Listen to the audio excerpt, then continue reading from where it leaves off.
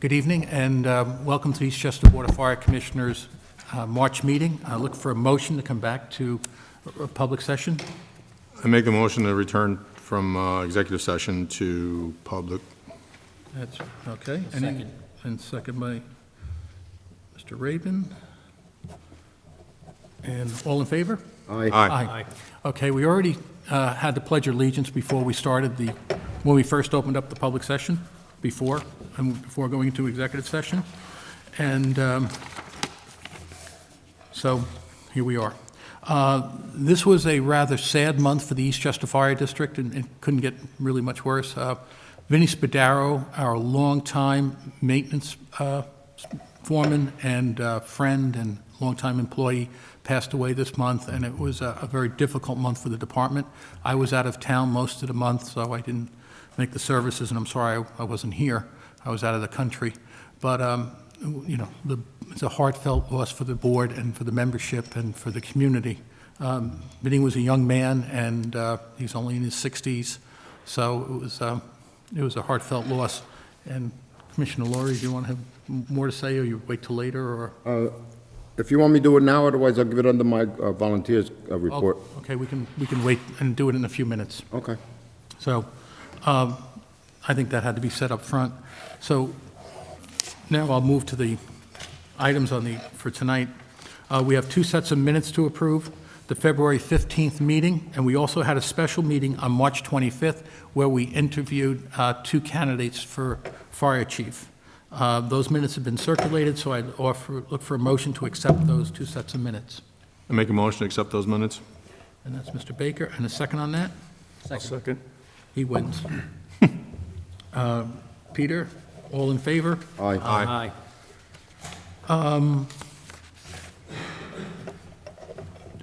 Fire district report is Chief Grogan. Do you want to do that now, or you want Jamie to go first? Your call. I'll go right now. You can go now? Okay. Okay, Commissioner. I'm going to try and keep some brief. This is basically month of February activity report. I know it is a little late in the month of March, but for the month of February, the total alarms were 245, 6 of which were actual fire-related, 127 EMS and rescue combined. We provided mutual aid on 8 occasions. And again, as in January, month of February for us was somewhat quiet, but we have remained active providing mutual aid. General maintenance vehicles continues primarily through the use of outside services being completed in-house, with some having to go out. Outside the house maintenance, as we're aware, this too has been done with some outside service. It's been a struggle, as we're all well aware of. And the next hard step of the board as we discussed in the past, needs to seriously consider a replacement, which won't be easy for our maintenance. Fire prevention, of course, activity, code enforcement remains quite busy. Captain Pinterval and Firefighter Vitarello continue to maintain a busy schedule, and I will say do an excellent job with that office. It's something to be proud of. I'm going to just skip, 2 things going on here, but as you just mentioned, it is with sadness that here, basically my last meeting, I speak of a terrible loss to the Eastchester Fire Department family, and that, of course, is the very untimely and unexpected loss of our beloved Vincent Spadaro. Vinny was truly a friend to all, evidenced by those that turned out to mourn him, while also reflecting on the accomplishments, the evidence by those accomplishments served in too short a life. I must thank all those that helped provide a proper send-off, very much deserved by Vinny. Those from our own department as well as neighboring departments. He had far-reaching, he had a wide circle of friends. While I know many stepped up, and I could not name all without missing someone, I do have to say something that touched me, something that I believe is part of being a firefighter. I have to single out at least one member. Once again, our firefighter, William George. He dropped everything while off duty, really did the department proud. And I want to say thank you, Billy George. He running around, and actually even Commissioner Anthony Laurie. Spent a lot of time, and the efforts, the membership gave them a nice send-off. I'll always appreciate something like that. I'd also acknowledge much thanks to support and assistance of our local law enforcement. You know, we've always had a great relationship, but they were there. I believe they felt the loss same as us. I want to thank Chief Bonsi's officers, and I believe also Chief Costanzo from Tuckahoe. The escort provided just seemed like over the top, you know, all the way up to Ferncliff and Hartsdale, you know, numerous vehicles, hopscotching. And of course, those of our dedicated evac, our ambulance corps in town, were all there to support us, and it was very fitting. They all shared our loss, and I will always appreciate the efforts, as always. Last of which, and I could go on forever here. I tried to throw some things down. I'll take the time to speak of what most are well aware of it, this being my last official commissioners meeting as chief of the department.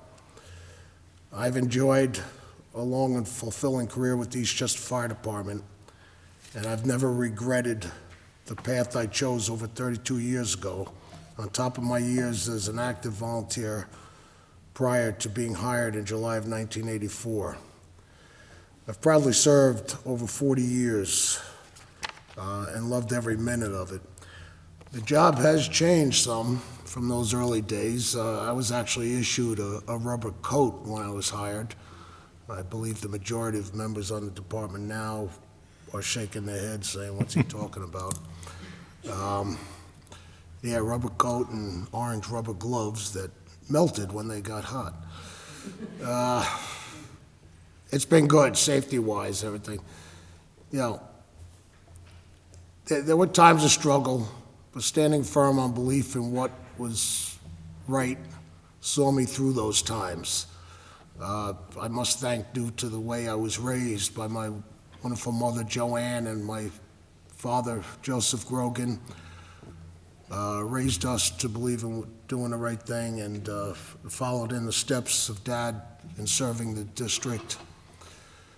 Of course, my wife of over 35 years, Linda, grateful for support.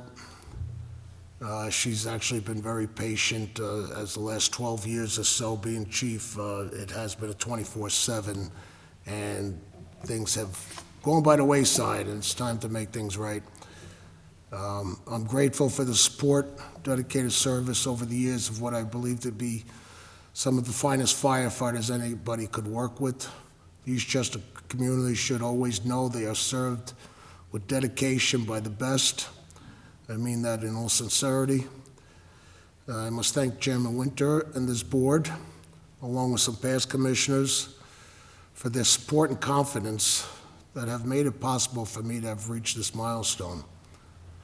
I trust my successor shall continue to be afforded the support of this board and all the members of the department, and continue in our great service to the community. I will truly miss working with wonderful front office staff, Jamie Hedstrom, and most especially Mary Lou Falcone, who has been very supportive, very dedicated, but more importantly, true friends. I promise I won't change my phone number.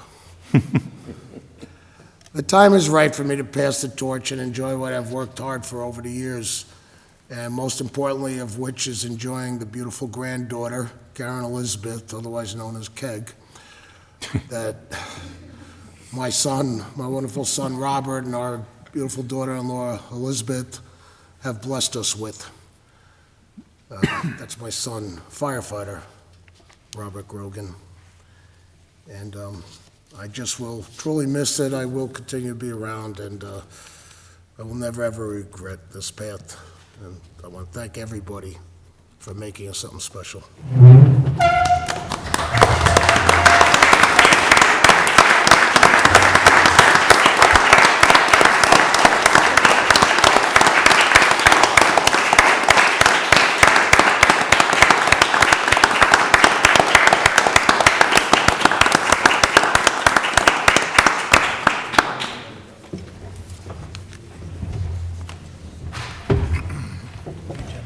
I have to also recognize in the audience, we have Joanne Grogan, Mike's mom, Mike's wife.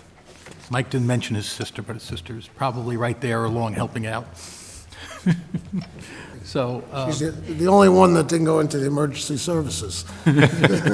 but Mrs. Grogan has done Sorry, Pat. a wonderful job with the Eastchester Fire District. She's, a lot of the staff here has a lot to thank Mrs. Grogan. Yeah, we could mention, supporting my dad, her husband, Joseph Grogan, 3 sons on the job, 2 of which are still around as lieutenants, and her first grandson now also following in the steps.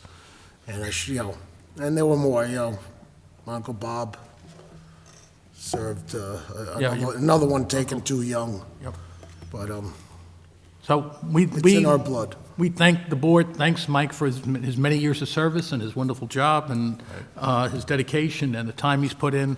Mike often is there very late, and we pretty much know his phone number by heart and his cell phone number by heart, and we've put a lot of time together, and we did a lot of reconstructing in the last, I'll call it 5 years, when we had to go in and rebuild the accounting with John Molzari and with Jamie, and we've done a lot of reconstructing, and I think the district's in a very good spot. Mike is leaving it from an administrative point. We're leaving it in a good place. Tough at times, sometimes you just try and do the right, stood up for what we believe is right, and can't always please everybody, and as you mentioned, John Melisardi, I saw after, past Commissioner Napolitano, I owe very much. I think the district does with the way that he's brought us up to speed and the technology that he introduced. I see serving us well going forward.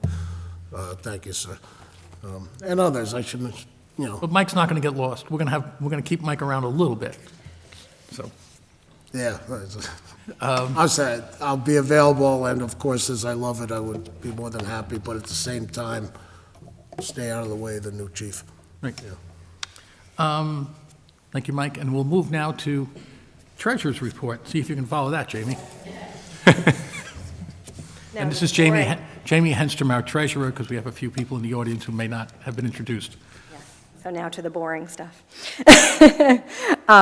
So I prepared this month's financials for your review. So similar to last month, the financials as of February 28th will also present a net budget deficit of approximately $125,000. Obviously, we're not that far into the year yet. This is really just related to timing differences of when various expenses are actually hitting. So nothing really to cause any concern there.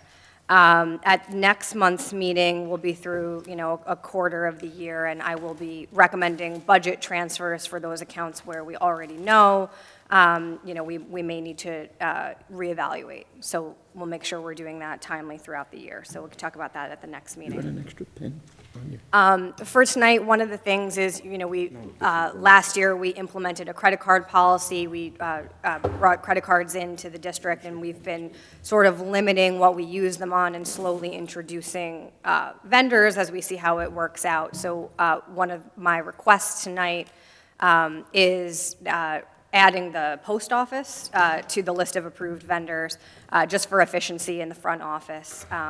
So we're not using petty cash, and we're not having, to wait a month if our fire prevention office needs stamps to do their mailings. So I think we're going to go over that later. And then just some other matters. We did have our annual financial statement audit. It was conducted at the end of February. And last week, we received our draft reports. We're still waiting on our final reports. We should probably have them in the next week or so. At that time, they will be available for the public, for anyone who's interested in a copy. They'll be filed with the Comptroller's Office as well as with the town clerk. So we will have those. The audit went very smoothly. It was a good visit. Nothing material identified. Just making a couple of process improvements as it relates to adding some GL accounts that we should have and changing some of the GL account numbers just to align with standards for fire districts. And GL standing for General Ledger. General Ledger, right. Yeah. So it's really just changing account numbers. It has no impact on anything else.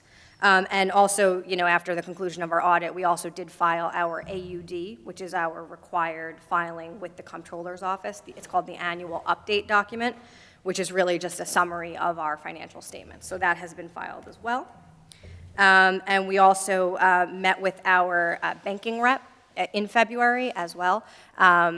And we just went through looking at our accounts. We're making some enhancements, some efficiencies with a check scanning machine, as well as adding an additional layer of fraud protection by moving our main check writing account to a positive pay system. So just certain changes there. Also, we had some beneficial changes to our interest rates and our earning credit. So it was a productive meeting with our bank representative.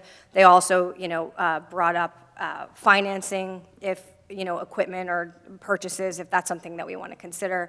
They provided some information on that and what some of the, benefits may be. So we have that information available to us. And with the check scanning is, we'll just take checks and scan them and send them to the bank and not have to go to the bank and checks, because now we get checks from the retirees, and we need to process those checks, and Jamie only works 2 days a week generally, so it's easy, it'd be better, and the controller wants the checks deposited within 5 or 10 days from That's receipt. right, yeah, just allows, again, more efficiency there because of the part-time schedules in the front office, and, we get checks all different times of the month, so. Okay. Oh, and so, why don't we put the credit card resolution behind us now? Is everybody okay with adding the post office to the credit card policy? So I'll make a motion to amend the credit card policy to add the postal service. We currently have about 3 vendors on that policy. So we restrict it. It's not wide open. So anybody want to make that motion? So be it. Mr. Laurie and Mr. Baker, and all in favor? Aye. Aye. So we'll add the U.S. Postal Service, and we're good. No, it's just the U.S. Postal Service, Or- not UPS or... It's just the Postal Service we need. Okay. Just to be clear from it, Because I think we have a UPS account, right, or a FedEx account? Yeah. Okay. Okay, thank you, Jamie. I'll make one comment. I checked with the New York State to see if the annual filings were in for the benevolent, for the volunteers, benevolent, and the union, and as of Feb. 28th, those annual filings had not been filed with the State Controller's Office. So hopefully they'll send them in soon. I left agendas up here by mistake. I didn't hand them out earlier. If somebody wants to get them and pass them out, they're right in the front. A copy of our agendas. Yes. Okay. Okay.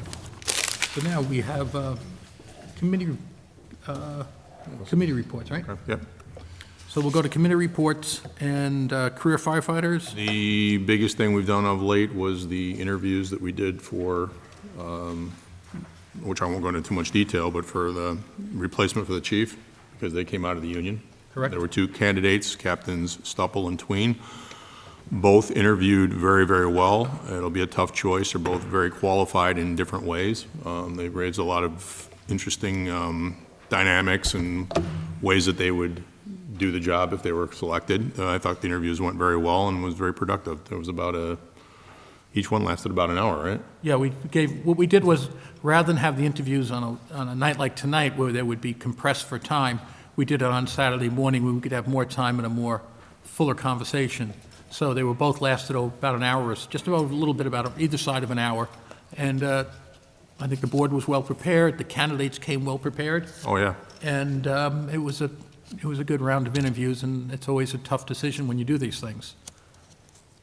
Any other, do you want to move into that part of the evening Well, right you want now? to do I don't care. You want to do the... So we could do that in a few minutes. Yeah. Keep everyone in suspense. And the winner is... So, and then the next one is the volunteer firefighters. Okay, I got just a couple of things under the volunteer committee. I did ask the board back in January that down in the Chester Heights, we need a new refrigerator. We had 2 of them that have gone by the wayside. I don't have no place to keep our soda. What we do is get some ice and put it in there. The refrigerator's been, that was upstairs in the headquarters room has been trashed out, that just old, and we got rid of it. So just keep that in consideration. Remember that? Pardon me? I don't remember that, but that's okay. Okay, We're going to be redoing that firehouse in the next year, so it'll probably get upgraded then. okay. I just want to, well, I think Tommy will mention it also, but tomorrow evening, it's our turn to host the Sound Shore Chiefs Association in our quarters in Chester Heights. There'll be no liquor, like we always know. It's just a meeting which takes maybe half hour, 45 minutes, and then a little refreshments. All right. Yeah, We'll move on from that. Okay. I just want to remind it, keep it up. May 7th is the Department Memorial Service. Mass is at 9 a.m. at the Assumption Church. Afterwards, we have a memorial service at the monument up on 22 in John Albany's Place. After Father Paul does the ceremony, the VFW will do the firing squad, and after the service, we'll have breakfast at the quarry. Also, I would like to make a motion. One of the chaplains had asked me, and I just thought if one asked me, I'm sure the other one's going to ask me soon, if we could get them chaplain shields for the front of their cars. So I don't think it's, of course, our chaplains years ago used to have a shield on their car. So I just thought I'd make that motion so we could buy 2 chaplain shields, one for Father Paul and the other one for Chaplain Maiello.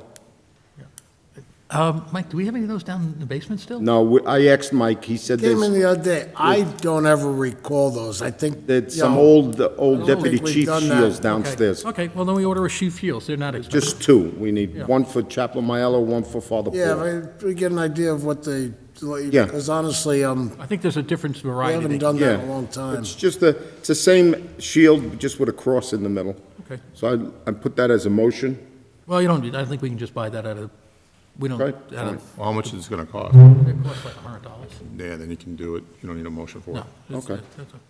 They're not expensive. Okay, and on Vinnie Spadaro, like I says, I wish I didn't have to give this report, but there's a gentleman that I'd say my family and his family go back to grandparent days and our parents' days, and then as we were growing up, Vinnie was a few years younger than me, but our families were good friends. He was a good man, hardworking man, good family man too.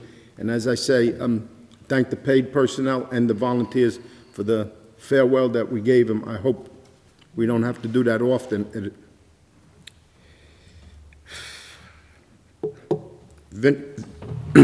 Vinny was one of my good friends, and like I says, I'd rather see everybody go to a wedding or a ceremony than to do what we had to do for Vinny. So much for Vinny, and God bless him wherever he's at.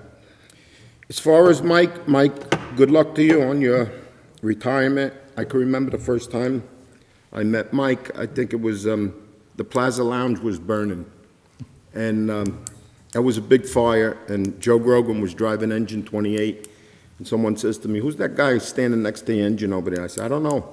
Ask Joe Grogan. He'd tell you right away. He knows everybody in the department."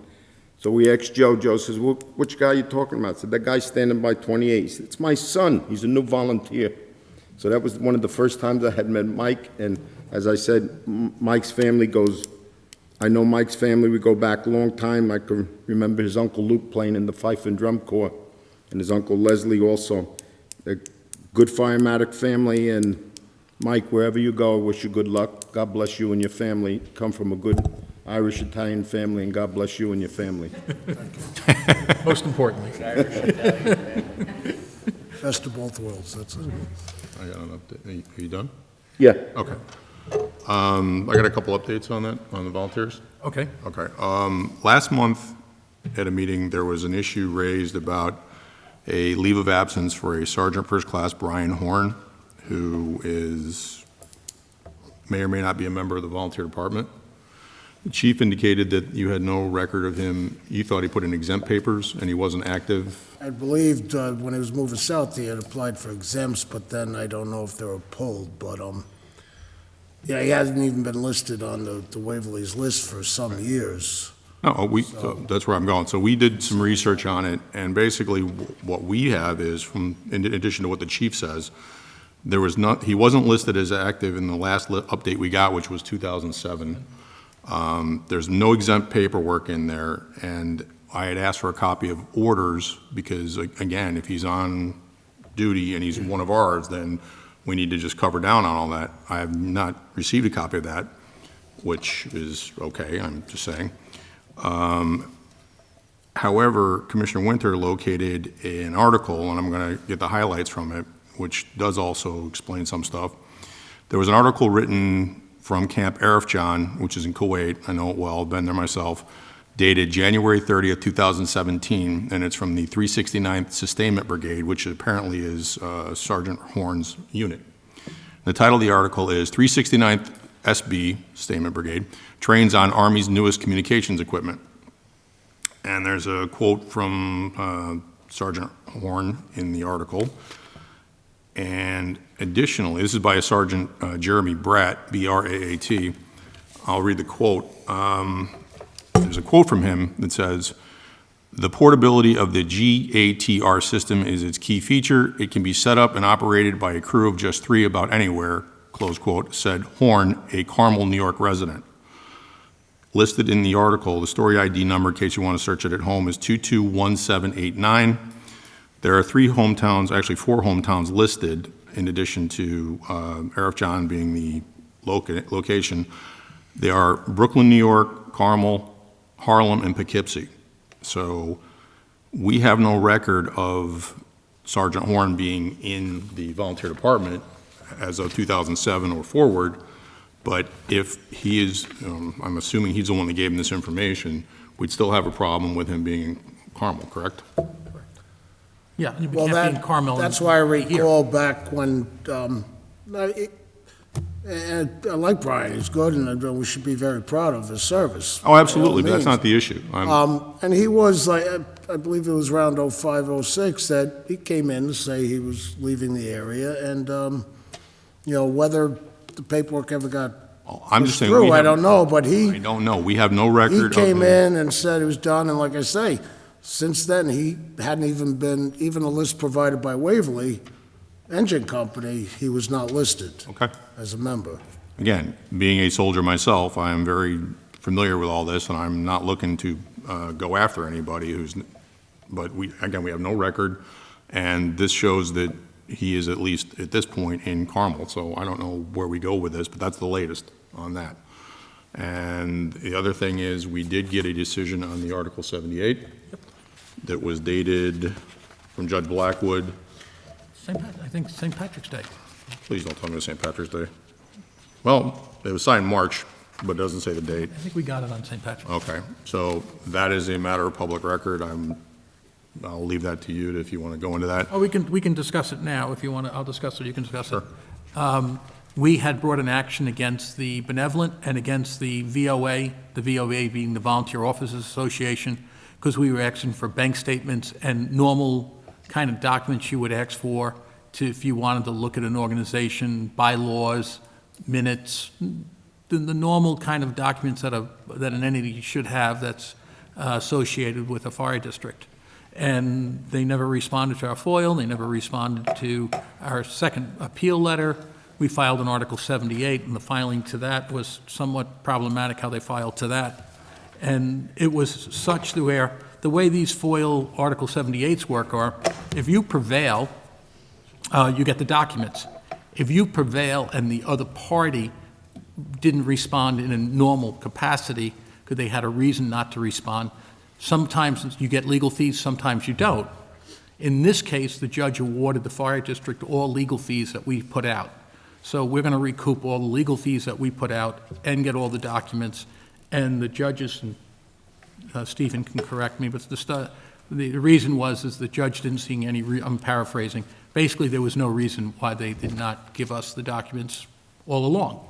So, and they had basically didn't respond properly all along. So it took a long time to get this ruling. It was over a year from the time we filed the Article 78, which Article 78s for FOIL generally should happen in 40 days, 90 days, 80 days, something like that. So waiting a year is a long time, but the result from the court was a very good one, and it'll be a good one throughout New York State, because it's a very good a very good ruling. Yeah, we're gonna put it up on the, you want it, or what do you want? Well, you can do it, you can, you're the lawyer, you can read it right there. What do you want me to read? There's not much to read, other than we're going to get all the documents and our legal fees covered. Yeah, it cited a public officers law, section 89, paren 4, close paren, little c, close paren. Petitioner is entitled to attorney's fees and costs relating to litigation when petitioner has substantially prevailed and either the agency had no reasonable basis for denying access or the agency failed to respond to a request or appeal within the statutory time. Cites a case, Beechwood Restorative Care Center versus Signor and South Shore Press Incorporated versus Havemeyer. And then it says, in the case of Barr, respondents have subverted the entire FOIL process since the filing of the very first FOIL request.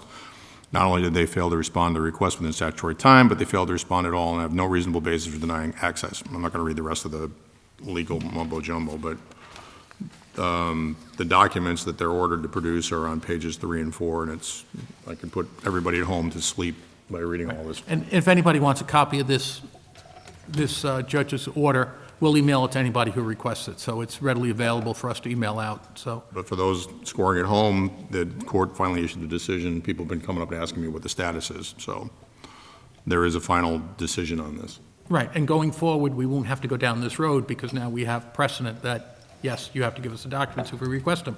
So if some future board wants the documents or this board wants additional documents, they're entitled to get them. Yeah, I think the judge held that the respondents were, I'm looking for the proper, that they're agencies within the meaning of FOIL and that they're agencies of the fire district. So, and specifically, that would be all the people in the caption. Right. So, That was a good thing. I mean, just, and this we can attribute to a lot of our legal processing and moving forward is, I see Jerry Napolitano over there, but we have file systems now that we can transfer files back and forth readily to the law firm and back and forth and between the chief and the board and the captains and we have pretty good file systems now to share data, so which is good. It makes this stuff a lot easier to research and come back with answers. So we can go to the next one? I was just want to give an update because people have been asking me what the status was. Okay, budget and finance, Commissioner Reddy? Okay. And health and wellness, I don't have anything on health and wellness, Mr. Baker, do you? Nope. And my guess is when we appoint the new chief, he will start refreshing with the new health and wellness schedule and theme. That's generally how I think how it's going to probably play out. We go next to the appointment of a probationary fire chief. And I would like to congratulate Brian Tween as the board's selection for the next fire chief. It was, as we mentioned earlier, it was a competitive meeting, and everybody came prepared. But Brian Tween won the day, and we congratulate him and we'll welcome him as a chief. And I'll read the resolution and board comment if you want before I read it. I said, Two excellent candidates. We thought they both could have done a great job, but we had to choose one, and thank them both for throwing their hats in the ring. And I think that Brian is going to do an excellent job. yeah, they were extremely prepared for those interviews. So, okay, a resolution, whereas Chief Michael Grogan is retiring from the Eastchester Fire District, whereas the Board of Fire Commissioners of the Town of Eastchester received a certified list of eligible candidates for the position of fire chief and interviewed those eligible candidates who expressed an interest in the position. Whereas the Board of Fire Commissioners of Eastchester Fire District determined that Brian Tween is the best qualified of those eligible for this position. Now be it resolved, the Board authorizes probationary appointment of Brian Tween to the position of fire chief, probationary position of fire chief, a management salary exempt position effective April 1, April Fool's Day, that may not be so good, April 1, it says 12 o'clock here, but I think that's 0 hours, with the following annual salary and benefits. Now, there's about 15, 20 items out here. I'll read the salary and then simply say the salary of $137,409.47. That'll come with the 4% longevity and the EMT pay. If holder of a valid certificate. if eligible, if he holds a valid certificate, and then the holiday days are materially similar to the contract for the CBA. And I'm going to skip down to the bottom, and anybody wants a copy of the resolution, they're welcome to. It is anticipated that at the end of the 6-month probationary period, which will be on September 30th, the board and the Board of Fire Commissioners and Brian Treen will execute a formal employment agreement, which means after the probationary period, we'll give him a more of a term agreement. And that's the hope.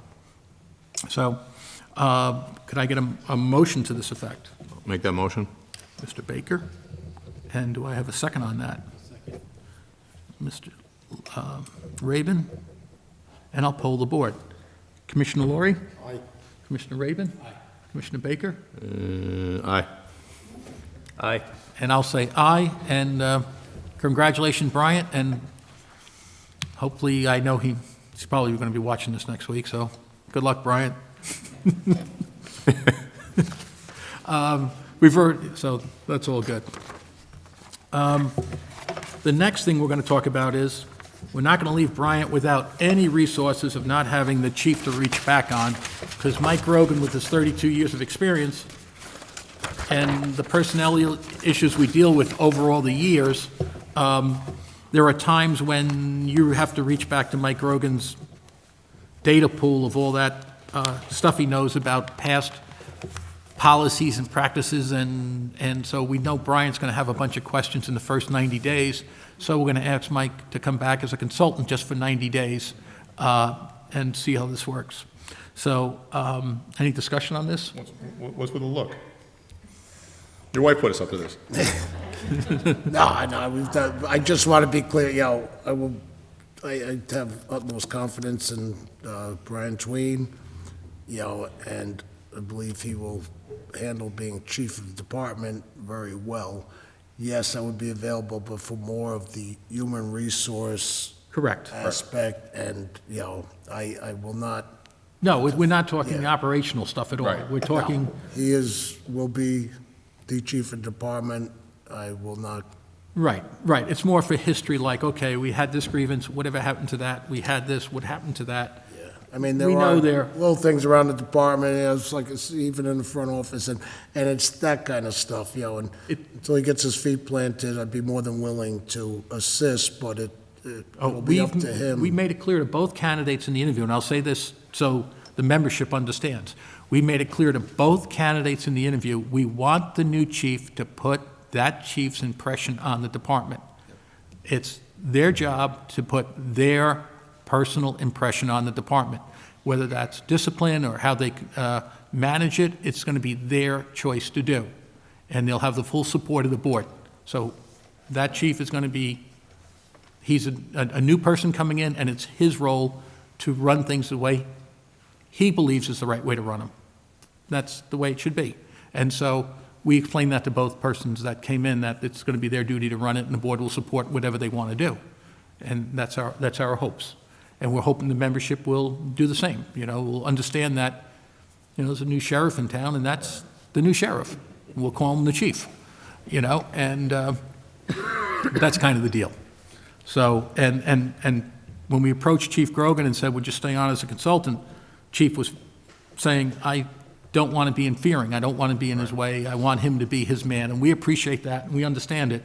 But we do know Mike has a vast knowledge about things that the transition period is too short. We need some transitioning time. Well, in the Army, we do what's called a left seat, right seat, and that's the option we offered to both candidates, really, to, have this resource available. And to their credit, both candidates were very, enthusiastic about having that option offered to them. But both of them also said, I just want to make clear, though, if I'm selected, I am going to be the chief of the department. So we were like, yeah, no, that's That's the part of the deal. right, that's part of the deal. Yeah, so, it's your call. So we're gonna offer you $7,450 for the next 90 days for that time period that you're available on an as-needed basis to answer questions. Okay. That's what we are. And for those at home, just to be clear, that's a independent contractor, Independent contractor, 1099, not a department employee, not accruing any additional benefits or retirement. or anything. It's Jamie's just- smiling and like, because it's all in her window. But that's just so you have a resource to go to, and you know, the new chief's going to want to know, how did we do this? And it's not fair that he'd call you up and say, how did you do this? Well, yeah, the timing of, you know, and with everything that's occurred, yeah, the transition could be a little tough, and it's more human resource items, you know, even dealing with perma, you know, it's a part of the problem is over the last 4 years, I've just been wearing a lot of hats that I don't think it's fair to put on, which is, it's been made tough, and so I think the new chief needs time and much support from the membership, which I expect he will get, to put his stamp on it, as you say. Right. And I'll be there to help out with the menial stuff, if need be. So, okay, I do still have other things to do. You can have your, this is not, you're not stamping a time clock here, you're just going to be available. And it's true, yeah, be just for $1, you know, I will be paying my share of health care soon, so. Right, right. So, consulting agreement. The Board of Fire Commissioners authorizes the chairman to execute a 90-day consulting agreement, which will be supplied by Fire District Council between Michael P. Grogan and the Fire District for the sum of $7,450 for the entire 90 days, whereas Mr. Grogan will supply advice to the board and the chief on an as-needed basis. This will be a 1099 consulting arrangement. Do I have a motion on that? Make the motion? Peter, and a second? I'll second it, but Okay, I figured I'd give you a chance because I seconded all the other stuff. okay. Mr. Laurie? Aye. Aye. Aye. And I'll say aye. Okay, now, when Mike comes over, when the new chief comes in, we have a host of bank accounts, perma accounts, retirement accounts, QuickBook accounts, that Mike's name, the new chief Tween will have to have access to. So the board has to authorize him to have that access because the bank is going to say, how come I put his name on there? The board needs to have, tell me they approve that.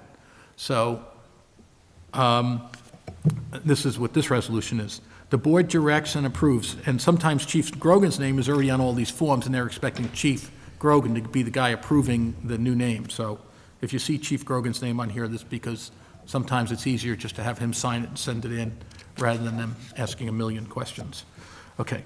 The board directs and approves Chief Grogan, Jamie Henstrom, and/or the Chairman Winter to execute any document required to add Brian Tween as authorized signature to the J.P. Morgan account, the Fire District Payroll Service account, New York State Retirement System account, Westchester County Civil Service, EAP program at Westchester County, QuickBook account, New York Fire District Night Ship account, New York Fire District credit card. The board directs Chief Grogan, Jamie Henstrom to supply access to all keys, storage, files, facilities in the fire district to Brian Tween. Board and so that's where we are. Jamie, did I miss anything? Okay, so can I have a motion to that effect? I mean, anybody want to make that motion? Motion. Okay, Stuart, and a second? Second. Mr. Baker? Do I have to second everything? All in favor? Aye. Aye. So this way, we can type that up and send it to the bank when they ask, and we can get that done. We also think Chief Tween should have a freshly painted office with some new furniture and some new carpeting, and the offices haven't been refurbished. Mike's been our chief for 11, 12 years, quite a while. And, And whatever is in there was there before me. yeah, it was in there, and so that goes back probably, I will say, to maybe Chief Reed. Chief Reed. Good, some of it good. So it's been there a while. So what we're going to do is, I always liked that. We'd like to talk to you about your security deposit.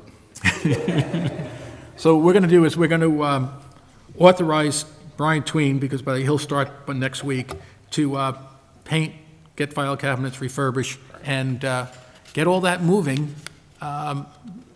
when he joins. So we don't have to wait for our next 2 or 3 board meetings. So the board will authorize him to spend that. Do we need to put a number on it, or if he exceeds $10,000, tell us or something, or we'll stop him there? So we don't have to pass a resolution. 10,000. What's that? Give him 10,000 and then. Yeah, we'll say, because he has to paint rugs and furniture, so I think that's where he's going to be, 2 offices. So, so I would make the resolution that we allow Brian Tween to spend up to $10,000 to get those offices in condition in the hallway, painted and such. Okay, with that in mind, I know in the front office. Well, there we're was going to talk throw about- that right into the same mix. Your front office needs to be done as well. It may be that we don't do anything and we just reconfigure those offices too. When he gets there, he can tell us. It was discussed a while back, and it was like, Right. give Ms. Hedstrom and Mary Lou a chance to, Can we modify the consulting contract to include painting? it'd be a problem, One with keys to the office, getting a key to the shop, too. Here's how it started. Don't be surprised. He'll be doing it. The old plumbing tools. That's- Okay. So, is that a good idea, or do you want to hold off until he comes back with a plan? I think, I think it's fine. I think it's gonna Okay. cost that to do it, so not to exceed. Or if you wanna put a slightly lower number on it and come back to us. Okay, well, if he exceeds 10,000, he can come back to us. I don't think he's going to spend anything like that. Okay, so I'll make the motion, not to exceed $10,000 to paint, file cabinets, carpeting, and furniture. You'll get that, you'll spend that pretty quick to get that much stuff. Anybody want to second that? Or do you want to wait till a month? Okay. So it's Winter and Peter. All in favor? Aye. Aye. So we move on.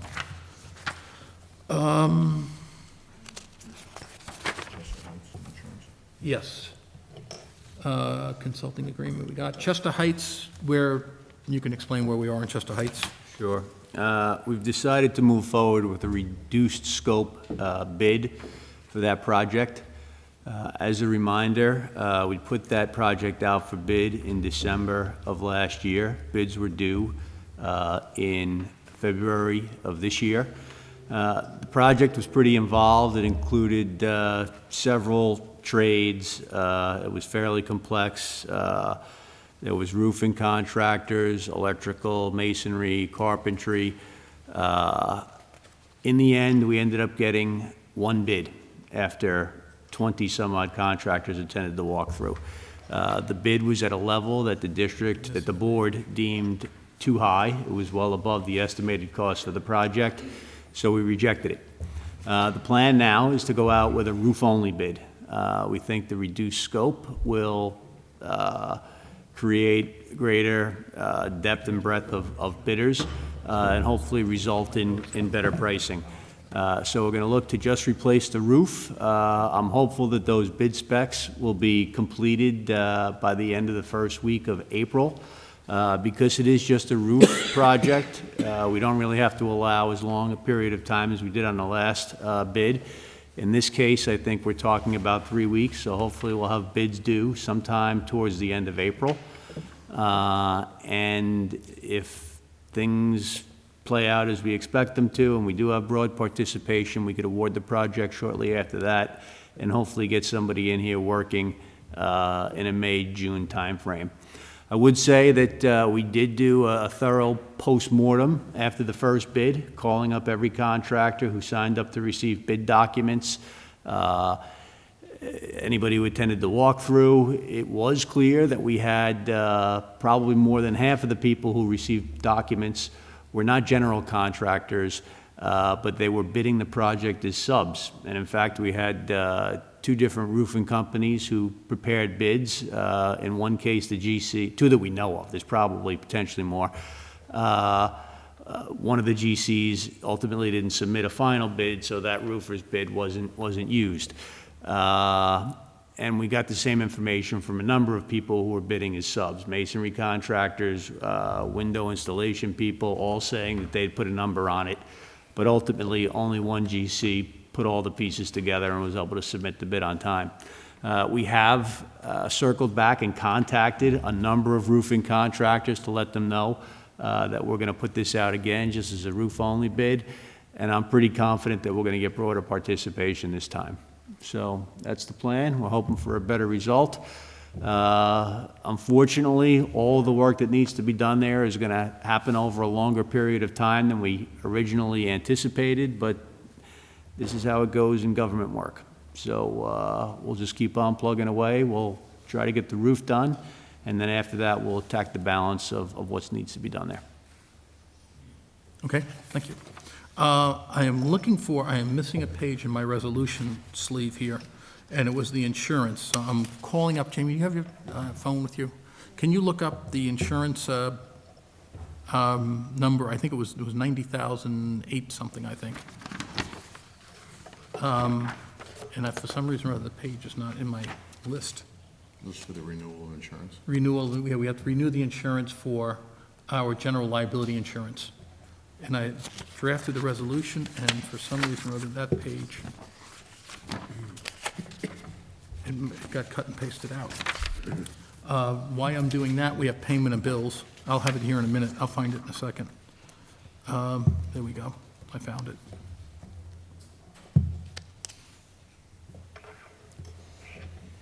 I have the proposal right here. Good thing we have smartphones. Do you want to pay the bills now? Everybody review them? Okay. Jamie Henstrom has prepared the monthly bills and vouchers for approval for the meeting. The chief has reviewed all the vouchers except the certiorari claims. After review by the board, we have 2 sets of vouchers to approve. The first set of vouchers, the total vouchers is $328,743.78. Those vouchers include March 9th voucher of $10,076.87 and a March 27th voucher of $318,391.66 and $275.25 for a credit card bill. So that's our total, and I would look for a motion to pay those bills. What'd you spend that money on? And just for the record, we all reviewed them during executive session, so if you don't see us reviewing anything right now, we've already gone through them. And I'll make that motion. Mr. Baker, thank Nobody you. else wants to make a motion tonight? Who wants to make a second? I'll second it. Mr. Laurie? Chairman, what the, Yep. I got the proposal. I got it. Oh, you found You got it? No, I'll take yours too. What do you got there? It's 90,000 something. Well, this right? is the first proposal, and then there's the, We're not going with, cybersecurity thing? we're not going with the cyber. Okay. Well, We're- we're still investigating cybersecurity. There's an issue of whether or not we need cybersecurity insurance. I think the board thinks that it's something we should really investigate. We spoke with council about it. They have it, but we want to make sure, rather than just rushing into it and taking the first proposal that was offered to us, we're going to investigate it and go a little bit further. So the proposal is 90,000. I'm sorry, what was that? So, former Commissioner Napolitano says Google Government covers this? The Google government account that the district has covers you for a cyber attack. Okay, Okay, good to know, thank you. that's why we were going to still consider it and not sign up tonight. But We hey, didn't know that. So, okay, so the renewal is basically $2,000 different than we had in our prior insurance. So I would look for a motion to renew our insurance with Arch Insurance Group through Kevin Barry, which is, he's with Arthur Gallagher Agency. And that'll be a cost of $90,558.58. Normally, that would roll over in December. What we did in December was said, let's roll it over on April 1st, because in December is usually a busy month and we don't have a lot of time to focus on the insurance. So he sent the proposal about a month and a half ago, and we reviewed it. We did have one question about the pricing of the firehouses, the coverage, and we're having the firehouses reappraised. So we have the exact amount, but we have to roll it over now for the existing policy. And that policy will run out April 1st. So March 31st is the cure date. So we need a motion to renew our insurance with Arthur Gallagher Agency for $90,558. $1,000,000.58. And that's Stewart. And a second? Sure. Mr. Baker? Apparently that's my job time. I'm Mr. Second. Mr. Laurie? Aye. Mr. Inkledon? Aye. And I'll say aye. We'll roll over the insurance. We'll hold off on the option for the cyber insurance. It was $500,000 worth of cyber insurance would have cost us like $5,800 or something.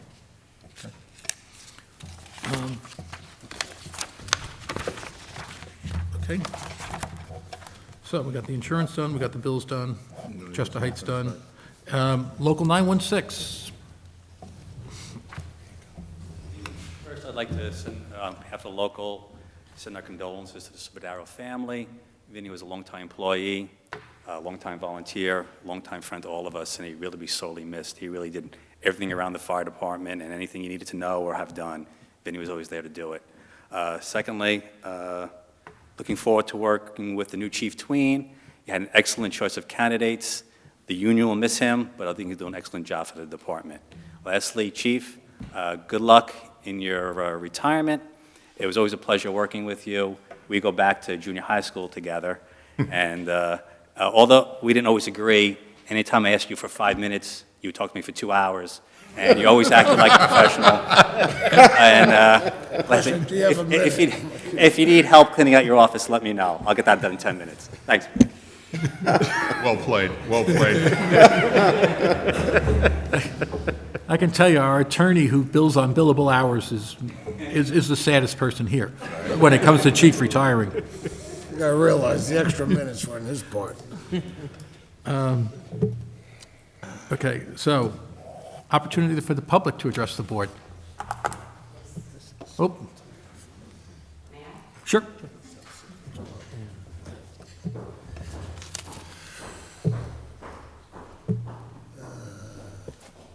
Good evening, Commissioners, Chairman. I'd like to address Chief Grogan. And this is Mary Lou Falcone, Yeah, who is our We administrator. know who you are, but. Yes, state who I you know are who I and am. where you- and where you live. No, Mary Lou Falcone's our I'd like secretary to the board. address Chief Grogan, Chief. It occurred to me while you were speaking minutes ago that as secretary to the board, I have to say a few parting words to you. No one knows more than Treasurer Hedstrom and I what you go through day to day in performing your many duties. It takes a man of great strength and character to be in such a position. You are that man. Enjoy your long vacation. Thank you. Thank you, Mary Lou. Mr. Vichy wanted to say something? Short time, we've been through a lot. Mr. Vichy, did you want to speak? Tom Vichy. Chief, I hope your retirement as long as the 40 years that you put in for the district. Well said. I wish you good luck. I look forward to working with Brian Tween. Brian and myself go back a long way. I remember Brian when he was a part-timer down here at the A&P, in Bronxville when it was A&P. Just one question. You mentioned about the refrigerator for Station 4. You're going to look at replacing it when you do the renovation. Is that the exterior renovation or the interior? Well, we're going to be doing, the exterior reservation's probably going to take a year to do, a year away from now, and at least, and so it'll probably be sometime around then, so. So at least another year before there's a refrigerator. That, given it's- I don't know if there's well, right now, I don't know who uses that building much, you know? It's a, We can look into it next month, or. Yeah. I mean, we don't have to wait a year to get a refrigerator if that, yeah, no, I know. I'm just curious. yeah, I just The don't, one that was in the kitchen upstairs was donated by a friend of the fire department over 20 years ago. So that one wasn't even paid for by the department. right. But I think what's going to happen here is we'll have a better understanding of what the volunteers are when they answer, when we get all those documents back that the court ordered, and we'll know who they are and what they are and all that kind of stuff. Okay. Speaking of volunteers, one of the applications that I handed you one of the 4 or 5 last year. We were underage. One of the members is now over the age of 18, submitting his application to the chief as your last official duty to walk out, we can get a new volunteer in the door. So that also helps out there a little bit more. And you're entitled to all this information that's on the thing, so you'll have a leg up. Back on February 4th, I attended the seminar in the village of Elmsford. It was a normal seminar we attend every year. I submitted the certificate and my voucher for reimbursement, and as of yet, haven't received that reimbursement for the training. I was wondering what the delay was. We haven't received any, other than your request for that payment, we haven't received anything from the volunteers we've ever requested. That's got nothing to do with this. You're mixing apples and oranges. This is a training that I attended, a training that I provided my money for reimbursement to the board. And the board gets the voucher and gets the certificate from my personnel file and writes a check from the department for training for the sum that I paid. It's been going on for hundreds of years. It's got nothing to do with the information that you requested. I submitted that to you last month when you returned it to me. After the last board meeting, I submitted to you when we went to executive session, and you I haven't seen it. Is that the summit, the, Gotta go through the chief, right? okay, it is an annual seminar that Tommy, Vinny, and even Captain Tween have attended. And in the past, with proof of completion, we have reimbursed, well, I think it's, what are we talking, $25? I don't have, It's $40. $41. I don't have a problem reimbursing it. That's, forgive me for It's putting it this been way, a past legitimate practice. expense. It's been past practice. It's gotta come through, I gave it to Commissioner I Winters last submitted it month, to Commissioner Laurie since and I he's submitted to volunteered. Commissioner Winters. Normally it'd be submitted into the front office. Right. And, Yeah, but you told me you weren't paying it, Dennis. I don't pay him. It's the chief, or whoever the chief will be. In this case, it'll be Mr. Tween who'll see those. Okay. resubmit it. Resubmit it. I think the normal way it would probably go is before you take the course, in my way of thinking, but what's that? I would think that the chief would authorize someone to go to a course in the first place. And then when they took the course and completed it and showed a certificate, that certificate would go back to that chief, and then the chief would say, yes, I have sent them for this course, they approved it, and they took it. I would think that would be the normal steps. I will touch on that, and actually, Tom, I've said that in the past, that you should advise upfront or request to attend. It would be proper to request. I've always recognized this seminar. Okay. It's very well attended. And you authorize it. Authorize them to go, right? Yeah. And you give but- it to the treasurer to pay. But Chairman's right, going forward, and this even with others, whether volunteer or even career staff, can't just go to something, it should be authorized in the future. And I would suspect, out I don't of have a respect for the new chief, that it's good to have a handle on what guys want to go to, rather than they just show up and say, here, I went to this, pay me. So, going forward, but I have no problem with this. We've always reimbursed in the past.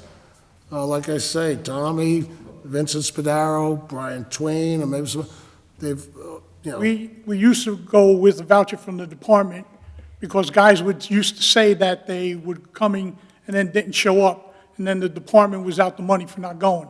So then the department took the stand, well, if you go, bring us the But if information you back realize, and we'll but if respond. you realize that when you used to go with a voucher, that meant what? You It came. meant you had to pay whether the men showed up or not. No, it meant you came and requested prior to attending. So that Right. might, That that would avoid, Tommy, that would avoid for confusion. $25, we spent too much time already, or $40. Yeah. Let's move on. Hey, just Yeah.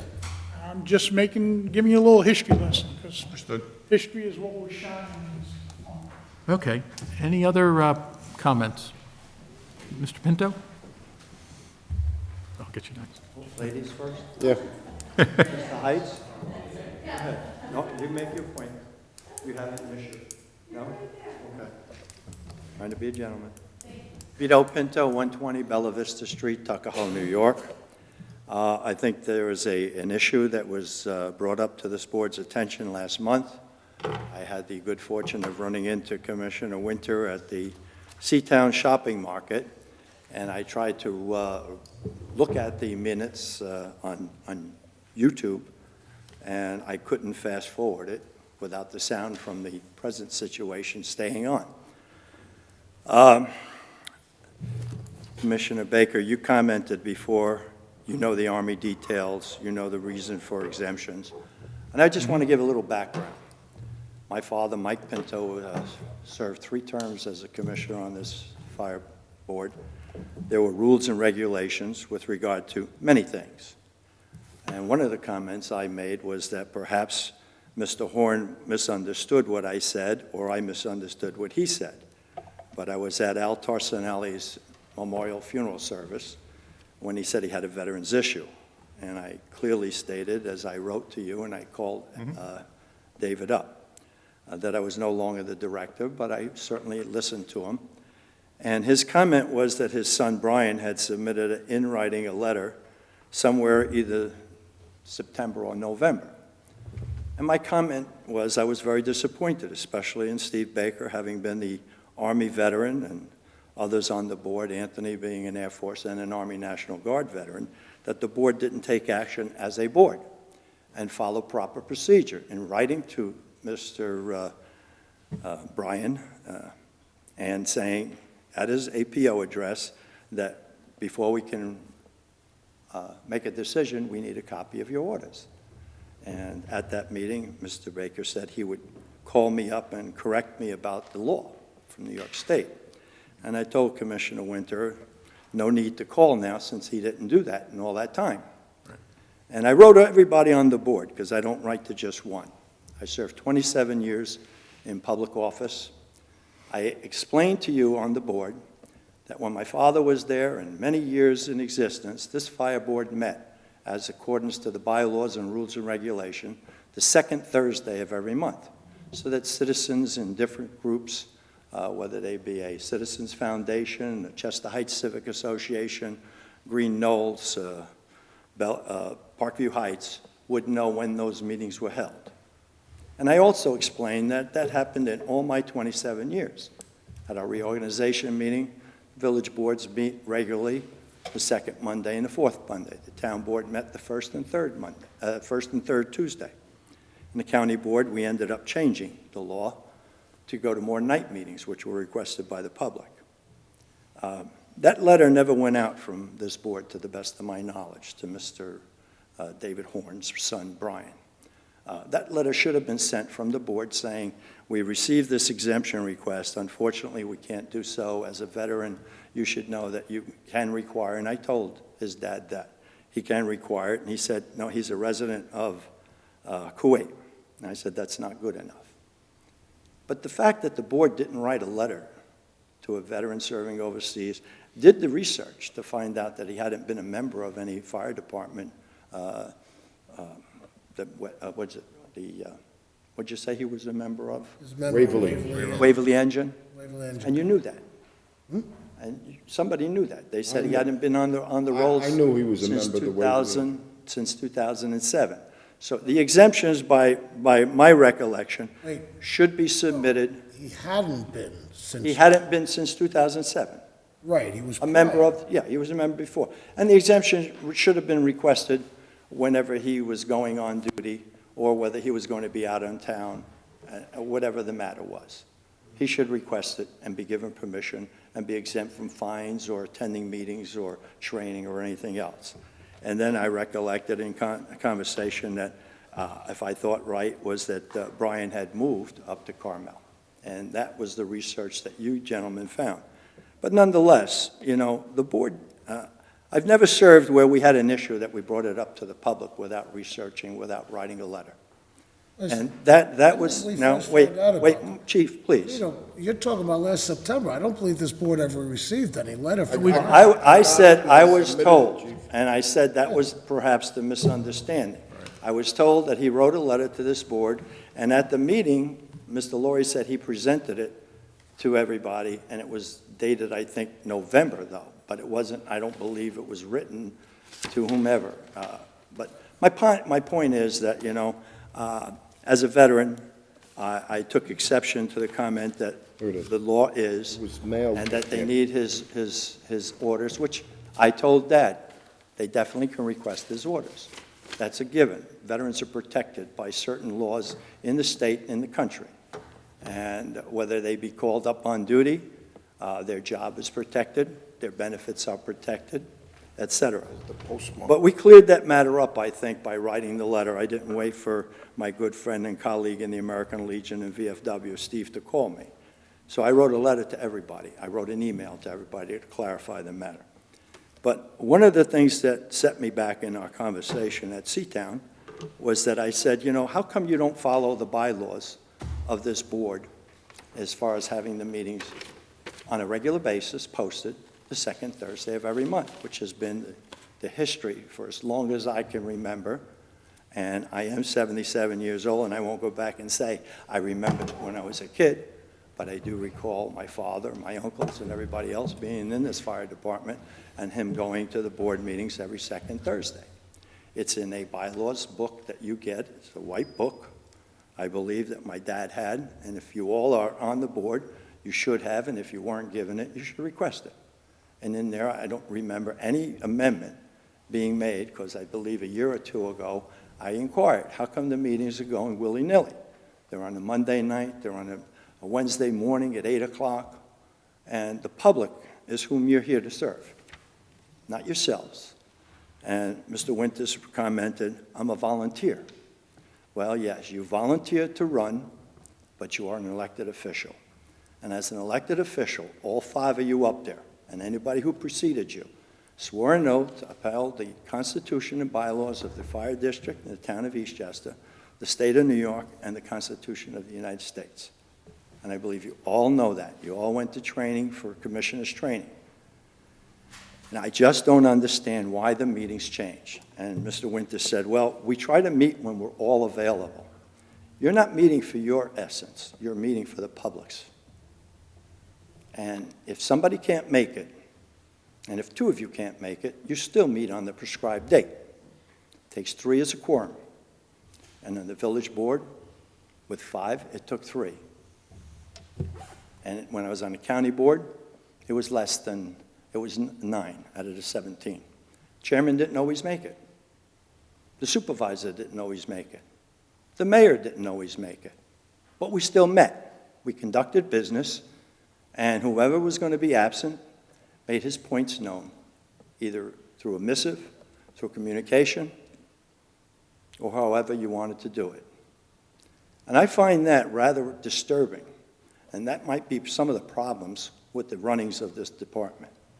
And I'm not saying it's run badly, but the public has the right to know when things are done, and the right to know the date, second Thursday of every month. Any civic association should be able to say, we have an issue, we're going on that meeting date. But to find out, oh no, it's not Thursday, it was Monday night. Oh no, it's not Monday night, it was Wednesday night. There have been meetings called at different times when some of the members of the board had other meetings to attend. And I have to say it now because my dad, who I liked very much, only attended 4th grade and he rose to great heights in my estimation, said, whatever you have to say it. Because if you don't say it, you're the fool. You don't have to get 100% to agree with you. You don't have to get 50% to agree with you. But at least say it and get off your chest. And I really take offense to that, saying that we don't have to meet on the set day that's in the book. And anybody who's a lawyer could tell you that if the bylaws say the prescribed meeting date, which should be done at your reorganization meeting, and follow through if it's not done as written law, then you should do that. You really should, because the public is whom you serve. And you can't say, well, I can't make this meeting, I'm going to be out of town. Well, that was your obligation when you ran. You're not a volunteer. Once you run for office, you may volunteer to put your name up for office, but you're an elected official. And you ought to darn well abide by that. And I never came to any fire board meetings. I've heard lots of things said, and one of the reasons is, after 27 years in elected office, I felt it time to turn my efforts to the VFW, American Legion, and several other senior events and my Italian club. But having said that, I'll end with, thank you, Michael, for your service. You're the only fire chief that I know came to a fire, working operation in your kilts. And how quickly you did react. And that was in our neighborhood with the unfortunate loss of our friend and neighbor, William Chamara. It's an evening fire in the snow, and you came because you were at another event and you got word and came. But, you know, you can answer however you wish to the questions. I'll answer my comment is this. What the world changes, technology changes, everything changes. And to hold yourself out that you can't change because technology changes. Anybody who wants, we conduct our meetings in compliance with New York State Public Offices Law and open meeting law. And we give notice, we give emails, I say you didn't. And I say you don't follow the book that you're written on as far as the second Thursday of every month. Well, let me And finish. if you don't have that there. Wait a second. I let you speak without interruption for a good 10 minutes. Uninterruption. I did not insert a word when I objected. Go right ahead, sir. Go right ahead. Okay? So I'll explain it. We have technology now, and this fire district uses the technology to the maximum we can at the lowest cost we can. We do, thanks to Commissioner Napolitano. We make notice to it. We offer an email list out. If somebody wants an email, put us on an email list. We will put you on an email list, and we will advertise when our meetings are. Chief Grogan is retiring tonight, so we have a large turnout for folks coming to see Chief Grogan leaving. A typical fire board meeting, no matter when you hold it, when we used to hold them every second Thursday, used to get 2 or 3 people attending. Sorry, that's what we used to get forever. If you go to a village board meeting, we're in the village of Bronxville right now, and thank you, Mary Marvin, for letting us use the space all the time. Village of Bronxville runs its meetings like clockwork on a set day every month.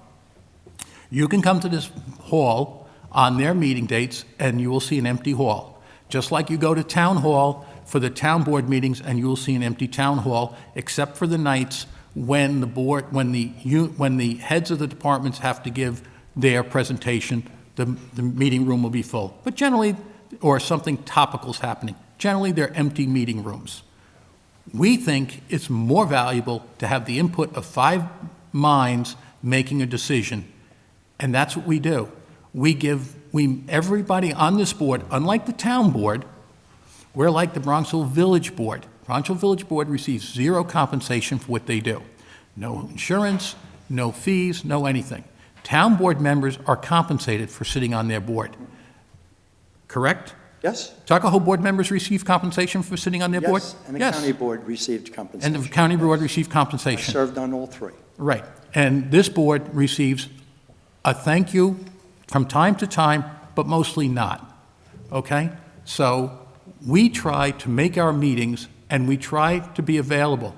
Anybody wants to get hold of a board member, anybody wants comment today, they can send us an email to commissioners@Eastchester FD and send any question they have, and they will usually get an immediate response. If somebody wants us, or regulatory filings, they want anything, we will send them to them. They send us a FOIL. Our FOILs are online. They want to know when our meetings are. They send us an email. They get an answer back. I think this board does an extremely good job making itself available to the public and making itself available with the technology. Because we had a meeting on Saturday morning. Well, I wanted to make sure everybody was fresh for 2 hours to have a critical interview. And we did that. We had spent 3 hours Saturday morning, an hour preparing for the questions we were going to be asking, and then an hour asking each candidate thorough questions. It's a Saturday morning. It's not a Thursday. If we did that at 8 o'clock on Thursday night, we'd be here to 11 o'clock at night and wouldn't really give a lot of time for much else. That was a special meeting, Commissioner. That was a special meeting. Your town of Eastchester, when they decided they should sue us over the fire hydrants, they held their meeting at 6 o'clock, a special meeting at 6 o'clock in June on a Friday night. I don't see anybody complaining about that. Only topic on that town board's meeting was to sue the fire district. in a conference room in the town board at 6 o'clock on a Friday night. The only commissioner that didn't vote, the only person who didn't vote for that was Glenn Bolito. So, you know, that does happen. We are as transparent as we can be, and we try to get as many people to come forward and attend our meetings, and we blast it all out there for people to do. So I don't want to hold us into a regimen of, has to be second Thursday of the month. If we can have it on a Tuesday and do an email where everybody knows it's on a Tuesday. You knew about our meetings tonight because you got an email. Yes, sir. And therefore, you knew we were having it that night. Yes, sir. And you got that probably 3 weeks ago. I'm still here to complain to you that your answer, sir, is really, really just self-serving. Your answer is self-serving, and I'll tell you why. Because all the other boards conform with their meeting dates, whether one person attends or tenfold attend, or 10 times 10-fold attend. They still hold it on that night. There are people who don't use email. There are people who don't YouTube. There are people who don't get into the modern electronics. And there are people who don't want to come for something until they know it's important. But when they know it's important, they rely on being told it's not the day that's specified in your rules and regulations. Whether you meet that day or not. And I did also say you have the right to call emergency meetings. You have the right to call special meetings. So don't mix the apples and the oranges between your special meeting of interviewing candidates. I've interviewed thousands of candidates and spent countless hours on a Saturday, on a Sunday. I've toured the county, I've toured the town, I've toured the village on my own time. Yes, I was compensated. But that's not the issue. The issue is you're here to serve the public, sir, not your 5 people up there. And I have to go one further place. And I don't mean to be divisive. I really don't. But I see that you think I am. Because perhaps you have the willpower only up there to tell everybody else what you can make and what you can't make. No, And that's wrong. That's wrong. Meeting dates. I offer out the meeting dates, what people, I send an email out and say, what days work for you folks? I don't say, I'm doing it this date, you got to be there. I try to get people. Do your rules and regulations, sir, say the second Thursday of every month? Excuse me? Do your rules, not that little red book, I'm talking about the big white book that's in your headquarters, and each of you should have a copy. And if you didn't get a copy, shame on whomever is responsible to give it to you. I mean, the oath and you said we take an oath to uphold the rules of the Eastchester Fire District. I would invite you to go down to, we take an oath to the town clerk reads us an oath to uphold the New York State Constitution. Right? Right? It doesn't say we uphold New York State Constitution and New York State law. And we can choose our meetings when we want. We have to comply with open meeting law. That's all. New York State open meeting law. And we do. Well. So in other words, at your reorganization meeting, you don't specify any meeting dates. I don't think we specify. And you don't even say at your open meeting and reorganization meeting, then if you're going to change it legally. Change it and say, we're moving into modern day times. And we're going to set a meeting with so many hours' notice. I think it says, and I don't think you did that. I'll go back to, I think we also post our meetings on our website. I understand that. And you'll see them right up on our website. Didn't say you don't. Didn't say you don't. I'm just saying that and you can say what you want about modern day technology. Nobody else changes it, including Bronxville, who doesn't get paid. And you're in Bronxville's Village Hall thanks to their But they control the room, too. I mean, we don't have a room. We used to meet in Town Hall regularly, and then the town decided it was too expensive to have the fire district meet there. So they didn't want us meeting there. And Mary Marvin offered to open this building up anytime where they weren't using it for us. So when I want to use this hall, I call the front desk here, I give them some dates, and they say, yes, it's available. Then I check with Peter North see when he's available, and then I send an email out to my board and say, folks, any of these dates work for you? If not, suggest some dates. That's what we do. It's not that complicated. And I think we do it in a fair, transparent manner. So, you yourself said that some of those boards meet and they don't have full participation.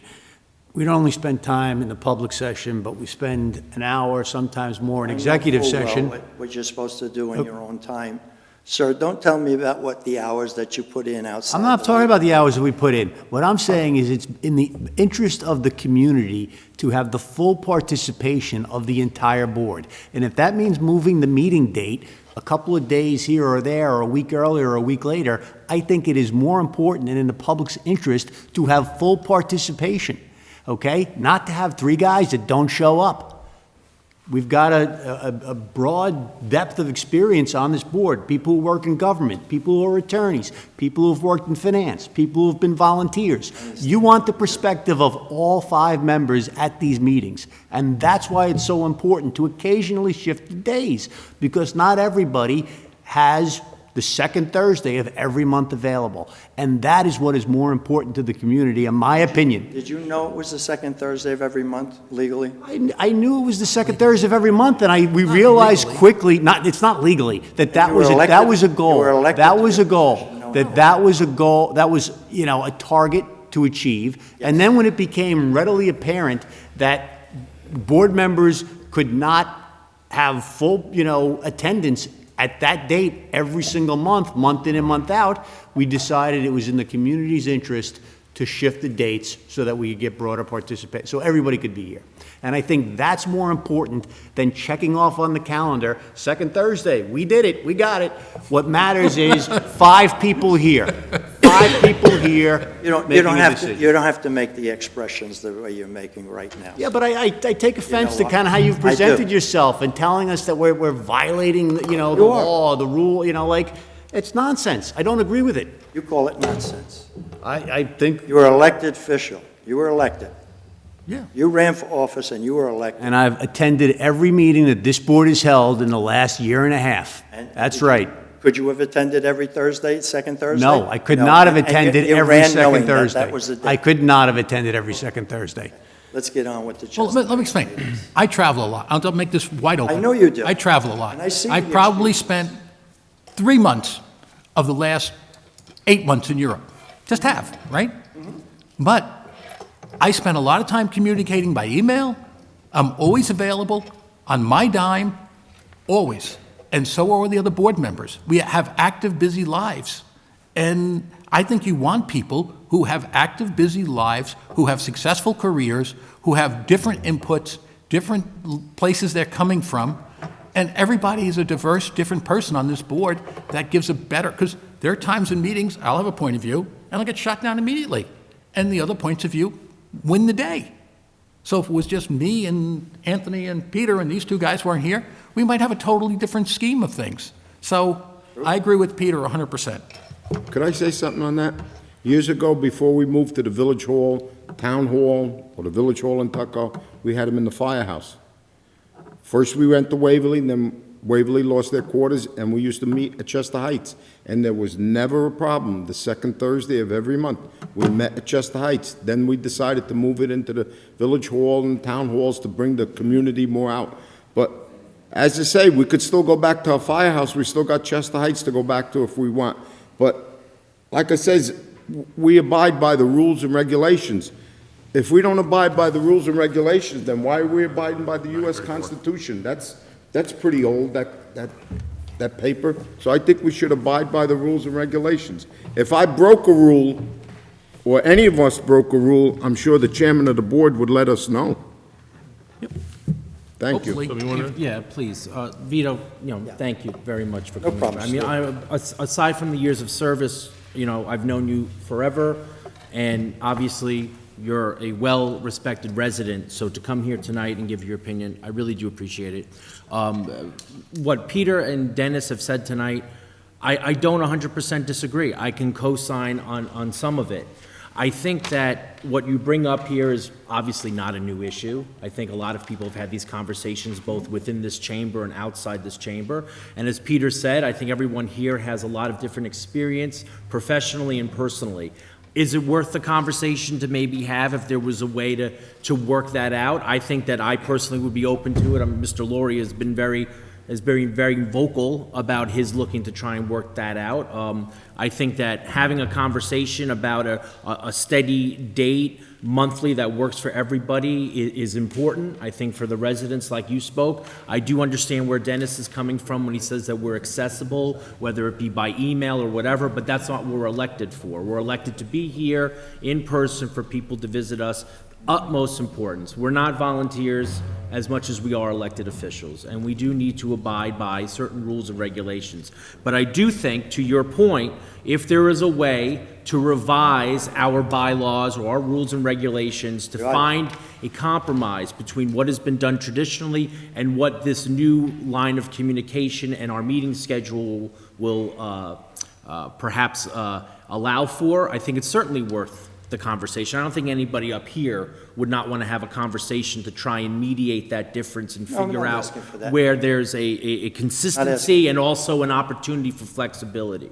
So, and as everybody knows, I'm only recently on this board. I've only been aware of these gentlemen. On the website. Oh, thank you. I've only been aware of working with these gentlemen, which has been a pleasure up to this point, 100%. And I think that they will absolutely be open to the idea of figuring out if there is some consistency to be had in a calendar, even if it's a date that we set on every month to have a meeting, and then have to make whatever revisions necessary thereafter. Notices are always given, but I think there's definitely room, and I appreciate you coming tonight. I know you're a very busy person. No, I have one other question. I have nothing but positive outlook on that moving forward. Thank you. Article 178 that you said, you talked about, you were awarded the legal fees to be attached and a sum of money, but you never quoted the money. What were the legal fees? Well, who's your lawyer and how much were his fees that fought this case? I haven't got the exact number from the lawyer yet.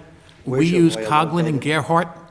We use Coughlin and Gerhardt as our law firm. They're from Binghamton, New York. Binghamton, New York. Yes. Oh. We use an out-of-town law firm who charges less than the local lawyers around here. And they are a municipal firm. They specialize in municipal law. And so they have a series of lawyers that do every aspect of municipal law. In this particular case, they had someone who knows Article 78 and clearly knows FOIL. What departments do they represent also? They also represent in this area, Mount Vernon, White Plains, I think. Most all the different departments in this area Fire are departments? Cities. Cities. Cities that have professional career fire, that have, and cities City and fire towns. departments, not the city councils. No, fire department. Fire departments. Fire department. Yeah, they're municipal attorneys, and they do public employees. And they are very good on Freedom of Information Act law, public offices law, New York State General Municipal law, any of those things that come up that we have to deal with, they have experts on. Find any law firms locally in Westchester? I can't believe that, with all the law firms and all the businesses that they Exactly what I supply. said. I'm surprised. That's all right. We addressed Well, that no, at a previous meeting, and their rate is a lot cheaper, and they don't have any conflicts of interest. We don't have to worry about them having issues about local people they know. They're an out-of-town law firm. They come into it clean, with no baggage, and they give us, well, put it this way, I think we've won everything we've ever tried to win. So we have not been set back yet in the last 4 years on a personnel matter or a litigation matter. So I think we don't have any issues there to speak of. Now, we could get some setbacks. We're currently at odds with the town over the hydrants. The town wants Bronxville and Tuckahoe to pay Eastchester's 28% of their hydrant bill. We're saying, no, we're not going to do that. And because everybody in Bronxville and Tuckahoe are paying their hydrant bill in their monthly water bill. And so why do you want to pay it in your monthly water bill, then the fire department kick back 28% of the town's water bill? We don't. So we've been spending a lot of time and money doing that. Speaking of fire hydrants, may I suggest, if you don't already have it on the book, and I'm sorry, ladies, that I'm keeping you, I offered you the chance to go before I got up here. But, one of the things that I always took pride in was that, men working on the shift that day in a snowstorm shouldn't be called out. There are things called angels and Boy Scouts and neighbors, and I'm not taking and patting myself on the back, but for years at my age, I've always cleared the 2 fire hydrants on Bella Vista Street. One at the very beginning at 126 went up by Mrs. Shavinsky's house and cleared around it and cleared it out to the street.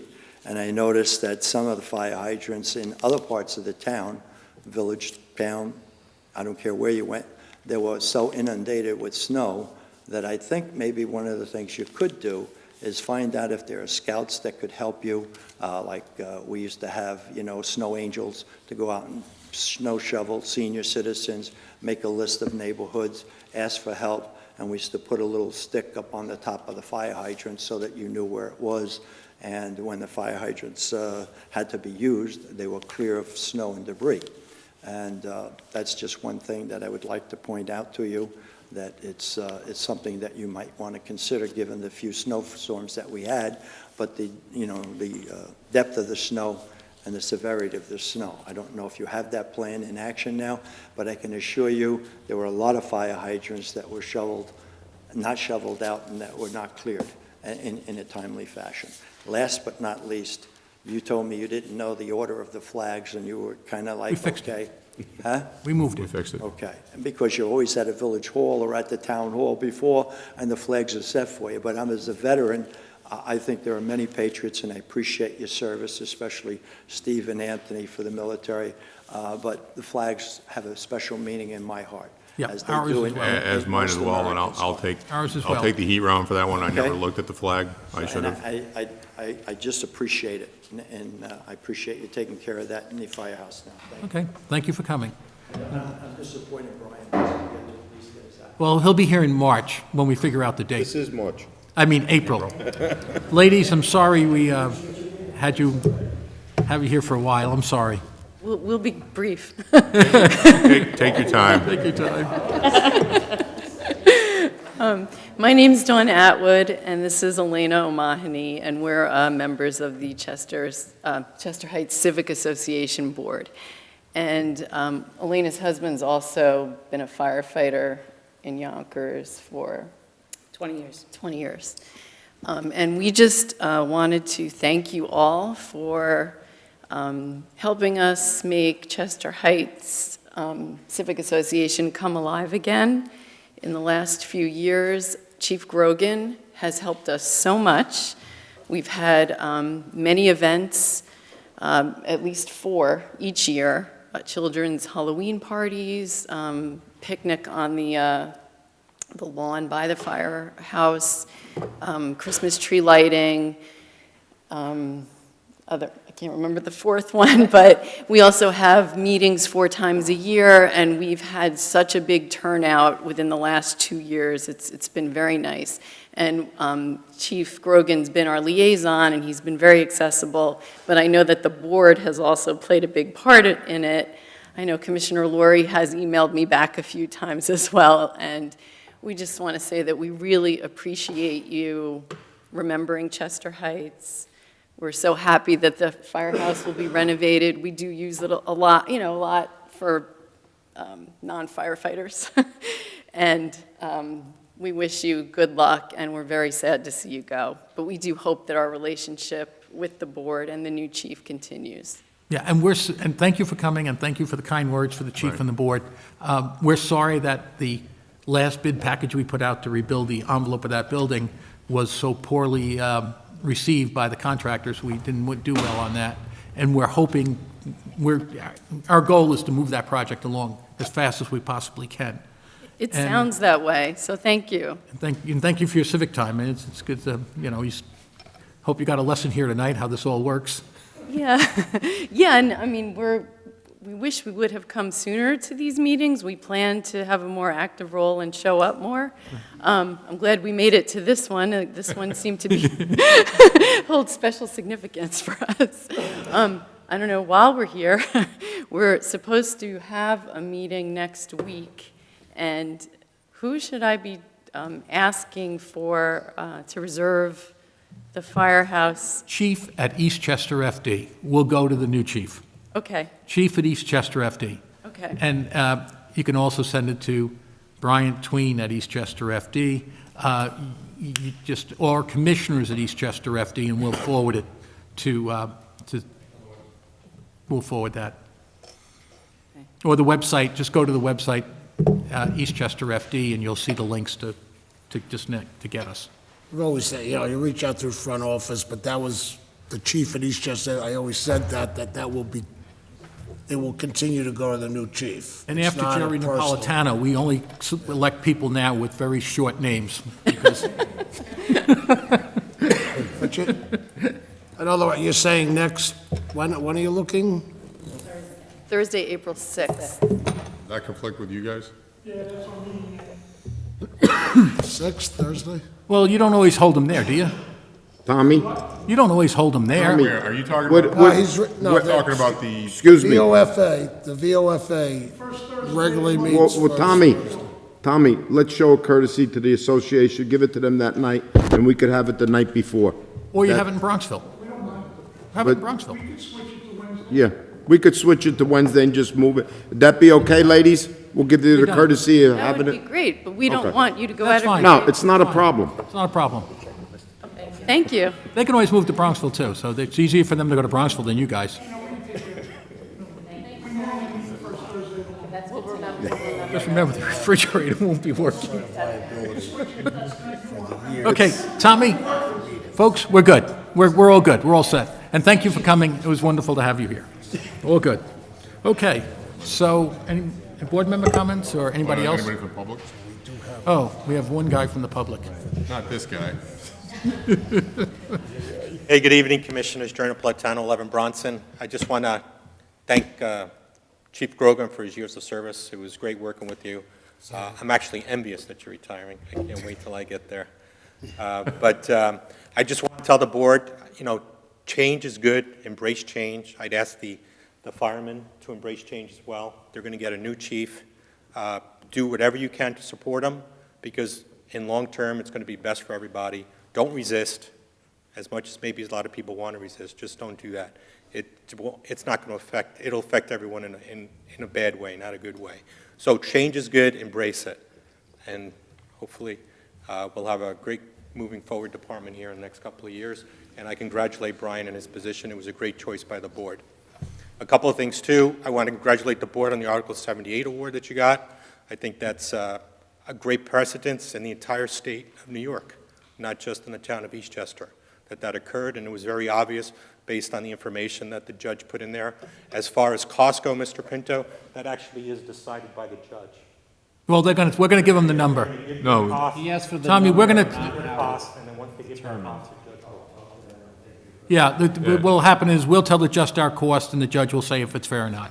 That's where I was headed with that, Yep. correct, yeah.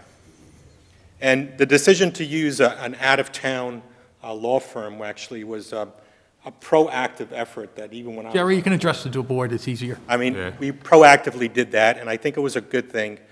During the time, there was some conflict that was going out, and having someone that doesn't have conflict in town, not that they purposely had conflict, but it ends up being almost in a way that even the person that was on the board might have had a conflict and they didn't even know it. It's just a lot easier having things like lawyers a little further away, a little further detached from the community, so that you can get the best decision made for the community. Right. So, Yeah, we've thought that way, and it's worked pretty well, and you were part of that decision. thank you. Thank you, Jerry, for... Any other member of the public? Any other member of the public would like to talk? There we go. Here we go. Oh, No, this is Chief Grogan. I came tonight because I really never ever came to any of these board meetings, but I felt this one was important. When I met him, he was a volunteer. I've known him since November of '75. When we got married, he was still a volunteer. He got appointed to the Eastchester Fire Department in July of '84. I was 8 months pregnant. This always, I felt, was going to be his retirement story. He is a chief, he is a firefighter, he is a true, I don't know how to explain it. I delivered at 2:30 in the morning, and he went to work that morning at 7:30. He called the dispatcher, Eddie Mallet. Linda had the baby. Oh, you got to come to work. Somebody banged in sick. I was in the hospital for a week. He was there a couple of nights. The day we came home, we took Robert, my son, over to his mother's, paraded him around the neighborhood, came home, said, "Bye, I'm going to work." I was home for the first 2 nights with an infant, because he was at work. Came in, changed his clothes, went off plumbing with his dad. I've only been a firefighter's wife, pretty much, my whole life. It's going to be different. I am not retiring. I work in my office for 40 years. I work for a dental office, and I will continue to do that as long as I can, because everybody wants to know when I'm going to the Adirondacks, and I say, bye. You can go dig up floors, change whatever we need to do until I'm ready to go to the Adirondacks. But other than that, most of you do not know me. Some do know me. All know me by my cookies that I cook and bake, and I will continue to do that with the help of Chief Grogan when he fixes my oven, which I haven't had for 2 months because he's been very busy. But it's true. My son, my daughter-in-law, and hopefully my granddaughter will get into the baking in a couple of years. But anyway, just know that I've enjoyed this fire department. I've made many, many, many friends with the women, the wives, the men, and I know I won't miss it because I will still be going to functions because, as you know, our son's on the job. I still consider him Chief Grogan, or I'm the honeydew. You know, I got the honeydew list. But, you know, that's really all I want to say is just that you had a good, I'm one of the best chiefs I think you've ever had in this department. And if his father was here, I know he would be like, I don't know, over the moon for all the years he's, you know, put here. And I always had some tough times with him, but I know when he was made assistant, when are you giving him a party? I said, well, we don't like parties. We're not. So, as you all know, we're going to have a little thing sometime in May, and we'll let everybody know, like an open house type of thing. And after that, hopefully I'll go to a picnic again, or, you know, to a dinner dance, or, you know, whatever, career chiefs, if we continue to do all those things while we're still in town. But anyway, I've said my piece, and... Said it well. Okay. Thank you. Thank you. Commissioner Winters, I do hope we're closing this meeting in honor of Vinnie Spadaro. I got to interrupt quick. Do you have that bag, the bag that you brought everything with? Yes. Yeah, this, you got to give me, there's something on the outside, I almost forgot about. Oh. Yeah. It'll be my last official thing. Oh, give me the... Yes. No, it's on the outside pocket. Okay. You messed me up when you took it. Okay. I apologize for the delay. I guess this will be my official thing, present Commissioner Stuart Thank Rabin with your badge and your Thank you, shield. Chief. I appreciate And that. Thank you. sorry I wasn't here last month. but Sorry. Thank I you almost very forgot it.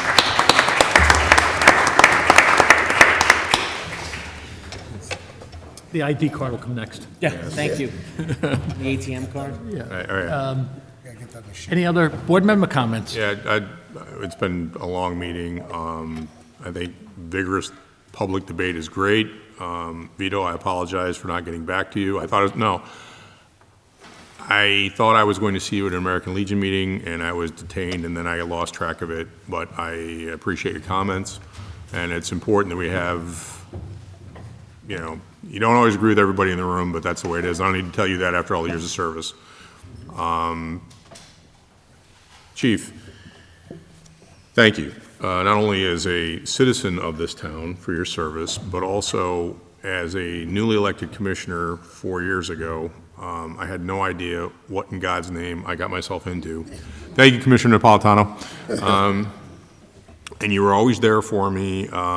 You always were there, whether we were having a beer after a meeting, or I could call you or a swing by or whatever. You were always making yourself available for the new kid on the block. And I really appreciate that I've been on boards before. I was on the zoning board. I've been on corporate boards and stuff, but you really can't, you cannot overestimate how much help it is when somebody who's been in the trenches for so long offers themselves to you for, without an opinion, without a, hey, do it this way, kid. So I'm extremely grateful for that on my behalf, on me as a commissioner. So thank you for making my life a lot easier. I'd also like to thank your family for the sacrifices they've made over the years. I know that anybody who's worn a uniform, whether it's a fire department or it's been in the Army or any other branch, Air Force, you miss a lot of stuff. You miss weddings, you miss birthdays, you miss a lot of things when you're doing your job. So thank you to the family for sacrificing and allowing the fire district to have Chief Grogan for all these years. And ma'am, you stole my thunder because my last comment was going to be, are we still getting cookies? Thank you, because for those who don't know, every Christmas they show up at your house and my kids have gotten spoiled with, hey, Dad, where's the cookies? And the fire chief didn't come by yet. I'm like, yeah. And then I swear to God, this year they were breaking my chops. And all of a sudden, ding dong, I look out and there's Chief Grogan with a box of cookies. Hey! So, but thank you for that. That just says, that says volumes about you. I know. But, That's why she needs a new oven. She'll well, blow it yes. out in 15 minutes. So, but that says volumes about you. So thank you for all that. Okay? That's all I have. Chief, thank you for all your time. Chief and I have spent a long time chatting, a lot of issues over the years, quite a bit of time. And I think we've worked most of these things out to a good resolution. Always a lot of negotiation back and forth about things we had to get done, and it's always been a very good relationship, respectable with each other, and always good. It was always a good relationship. So thank you, and I echo everything Mr. Baker said. He said it better than I can. Yeah, I would just echo the sentiments of Stephen and Dennis and say it's been a pleasure. Thank you very much. And from someone who's dragged his wife upstate for a while now, I'll just say eventually they come around. So. Yeah, mine hasn't, and I'm from upstate. She's concerned about the lack of mass transit, not being a non-driver, but. All right. Okay, so now we'll close the meeting. We're going to close the meeting tonight in honor and memory of volunteer firefighter, longtime fire district employee, and most importantly, a friend, Vinny Spadaro. So Vinny started with the fire district when he was 19 years old as a volunteer. He had a long career, 21 he was. 21? I thought it was, I did the math, it was 19. I was 21. Okay, when I joined. so 20, Commissioner, because I joined the North End Hose Company. It was down in Telco, but around the same time. Vinnie joined in May of '73, and I joined in February of '73.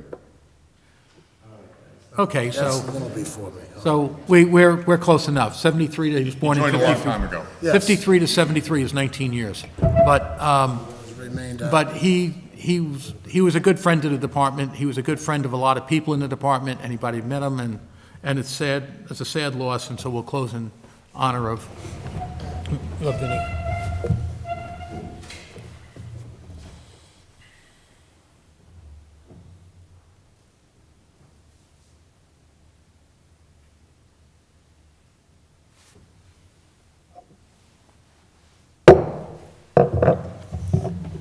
Who wants to make the motion today? I'll make the motion to close. Second. Peter, my all in job favor? tonight. Aye. Aye. Aye. What time is it?